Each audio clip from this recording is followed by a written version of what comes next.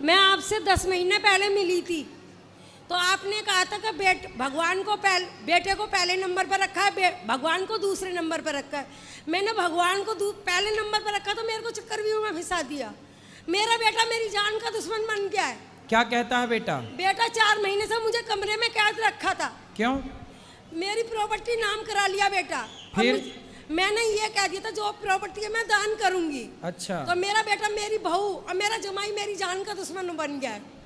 मैं 3 महीने से यहाँ रह रही हूँ, सिर्फ मेरी बहन सपोर्ट कर रही है, बाकी कोई नहीं कर रहा है। तो बेटे को लाना, हम बात वो करेंगे। नहीं आएगा। अभी एक टर्री वाले ने मुझे मथुरा में कमरा दिलाया, तो वो टर्री वाला भी बिक गया। कह रहे मेरी बहू ने उससे कहा 30-40 हजार रुपए दे दूंगी, मेरी सास को मेरे हवाले कर दो। मैं 4थी मंजिल फलांग के आई हूँ गुरुजी। 4थी मंजिल से कूद के आई हूँ मैं। 4थी मंजिल से कूदी? किसी की छत पर कूदी थी मैं।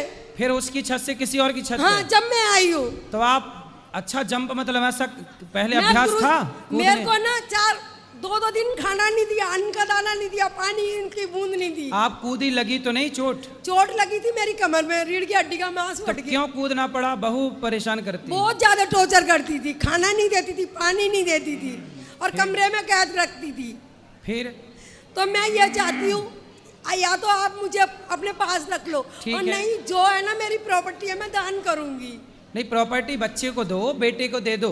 बेटा क्या करेगा फिर? मैं आपका 3 महीने से इंतजार कर रही हूँ। तो बहू आपकी क्यों ऐसा व्यवहार करती है? आपने अच्छे से रखा नहीं होगा बहू को। अच्छे से रखा। जो पहले वीडियो वायरल हुई है ना यहाँ पे, जब से मेरे जान के दुश्मन बन गए हैं, मुझे नहीं पता था यहाँ लाइव चलती है। तो आपने बहू को प्यार से, बहू को बेटी की तरह नहीं रखा क्या? बहुत समझा, मगर बहू ना उसके पियर वाले सारे रहते हैं, साथ में रहते हैं। हाँ, घर में रहते हैं।